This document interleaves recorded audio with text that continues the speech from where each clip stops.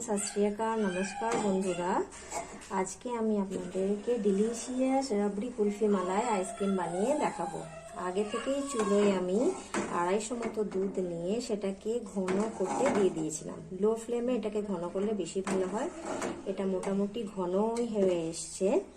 এরপর যে কাজটা করব আমি সেটা হচ্ছে একটু গুঁড়ো দুধ 2 চামচ নিয়ে একটুখানি জলের মধ্যে হালকা কুসুম জলের মধ্যে আমি মিশিয়ে নেব।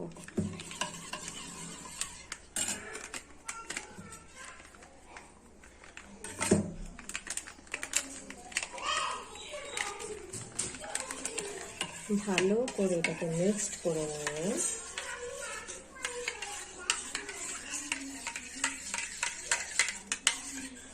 আমি এই দুধের মধ্যে ঢেলে দেব। দিয়ে আবার এটাকে ভালো করে মিক্সড করতে থাকবো। এরপরে এখন আমরা মিক্সড করব 1/2 চামচ মতো একটু হালকা কুসুম জলে কর্নফ্লাওয়ার।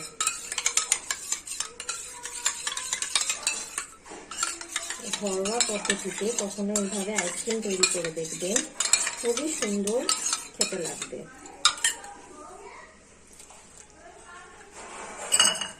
কর্নফ্লাওয়ারটা বেশি পরিমাণে দেবেন না, অল্পই দেবেন, কারণ দুধটা তো অল্প, সেই জন্য 1/2 চামচ মতোই কর্নফ্লাওয়ারটা দেবেন।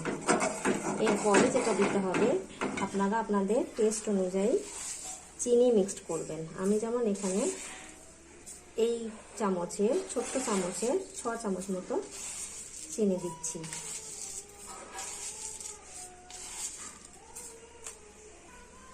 এরপরে যে ইনগ্রেডিয়েন্টসটা দেবো সেটা হচ্ছে ছাড়িয়ে রাখা কার্ডিমাম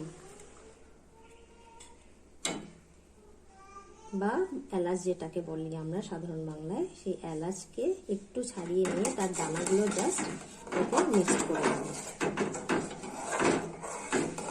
আর বেশিক্ষণ জাল দিতে হবে না, ঘন হয়ে এসেছে।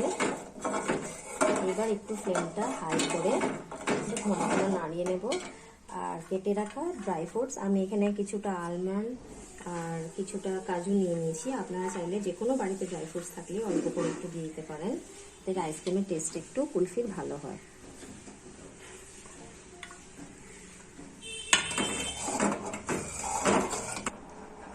এইবার দুধটাকে, যেটা জাল করা দিয়ে দুধ ছিল, সেটাকে আমি ওভেন থেকে নামিয়ে ফ্যানের নিচে একটু ঠান্ডা করে নেব।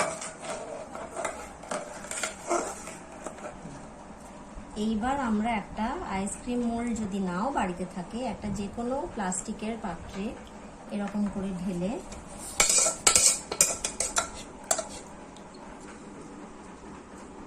এইবার আইসক্রিমটা এরকম টাইটলি করে ডিপের মধ্যে তৈরি হয়ে গেছে আপনাদের ডিলিশিয়াস মালাই কুলফি আইসক্রিম। এবার একটা সার্ভিং বলে ঢেলে এটাকে সার্ভ করতে পারেন।